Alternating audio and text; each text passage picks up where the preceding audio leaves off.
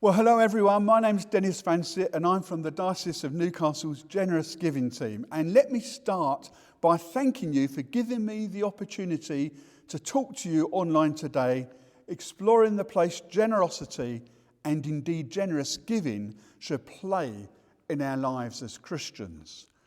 Now, some people believe that if you're a good Christian and pray a lot and do good things and give lots of your money away, then nothing will ever go wrong for you and you're guaranteed God's financial and emotional blessing on your life until the day you die. But earlier in our Old Testament reading, we heard a passage from the book of Job, and this book is in the Bible to tell us that view simply is not true. You see, Job was the perfect Christian. Well, okay, not perhaps a Christian, as this was before the coming of Jesus, but the perfect believer in God. He did everything right, and he gave lots of his money away, and yet everything went wrong for him, big time. So what then are our reasons for giving? If it's possible for things to go wrong for us in the same way as happened to Job, wouldn't it be better to hold on to the money we have, to try and gain a bit more, and just live the same way as everyone else seems to? But it's Job himself who answers this big question right at the beginning of the book. If we turn back to chapter 1, we find that as everything starts to go wrong, Job declares, in chapter 1, verse 21, "Naked I came from my mother's womb, and naked I will depart. The Lord gave, and the Lord has taken away. May the name of the Lord be praised." Now, by the way, Job is talking more about he's not talking just about the clothes he's wearing at this point. He's talking about more than that. He's simply saying that something which we all know to be true, and it's obvious that we start life with absolutely nothing and we will leave it with nothing. Anything we have in between, whether that be a little or in Job's case quite a significant amount, we have because God has given it to us. Now you might think, well, hold on a minute, that's not quite right. Some people have wealthy parents, they're born to riches and a comfortable lifestyle. Money can be inherited.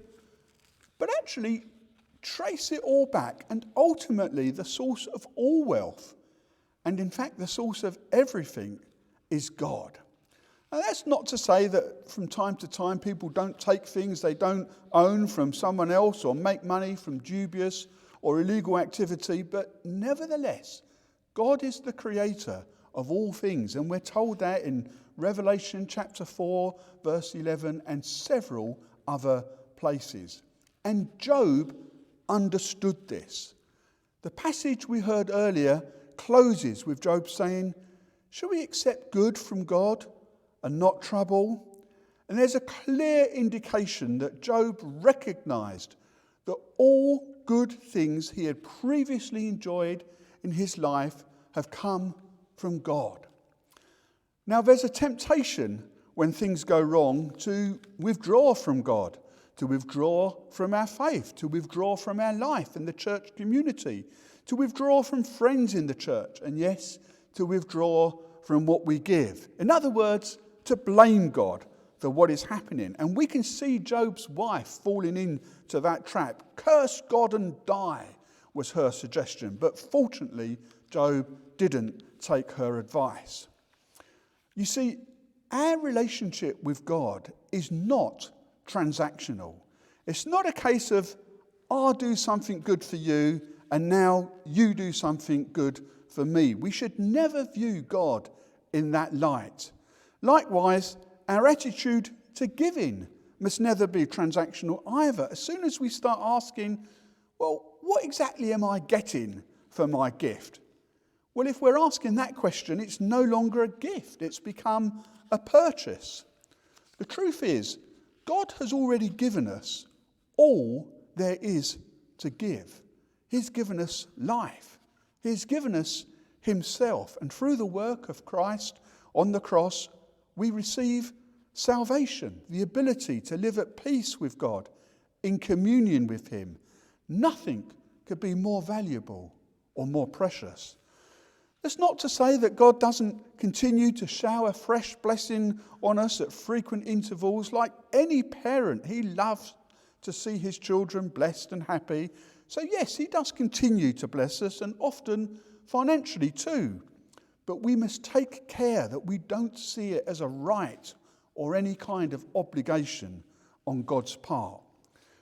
We give back to God not because of what he might do for us, but because of what he's already done. God owes me nothing.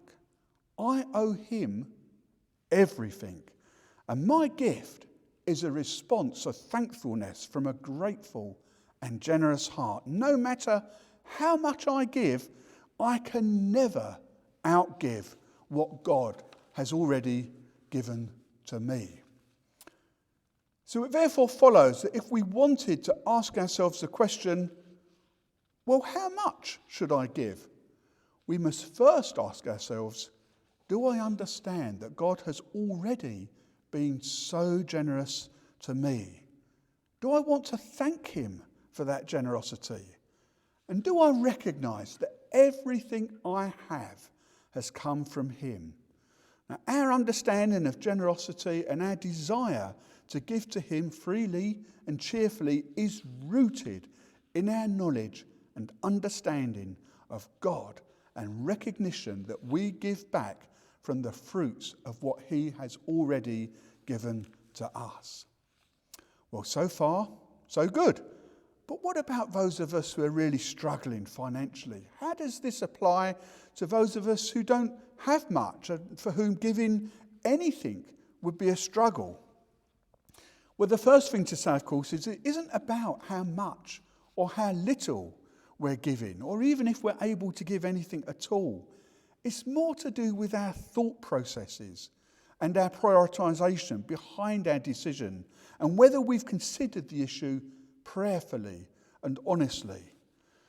But let me also add that whilst it's tempting to think the Bible has nothing to say about our current cost of living crisis, if we replace that phrase, cost of living crisis, with phrases such as severe trial or no rain in Israel, a different picture starts to emerge.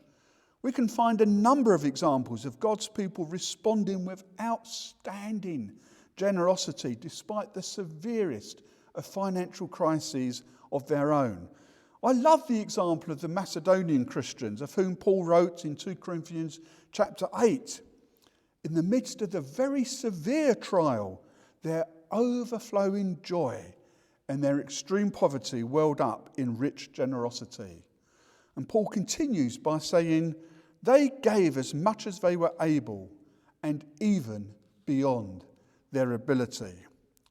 The truth is, when times are tough, we get the opportunity to make decisions that count, decisions that reflect our core values, decisions that cement and affirm the faith that is within us. But of course, it's not for me, nor indeed anyone, to tell you how much you should give or how much you should give to your local parish church. These are issues that I believe each of us should resolve privately between ourselves and God. But my encouragement to you is to think about it, to meditate on the fact that we give to God not in the hope of what he might do for us, but in response to what he has already done. So whether you're going through a period at the moment when things are going well and you're on the up, or whether in fact this is quite a difficult time for you, remember, don't blame God, don't turn away from him. Continue to remember everything he's done for you. And join with Job and countless of other Christians who find themselves in the same predicament in saying, may the name of the Lord be praised. Thank you so much for listening to me today. It's been a pleasure to have had this opportunity to share with you through this video. God bless every one of you. Amen.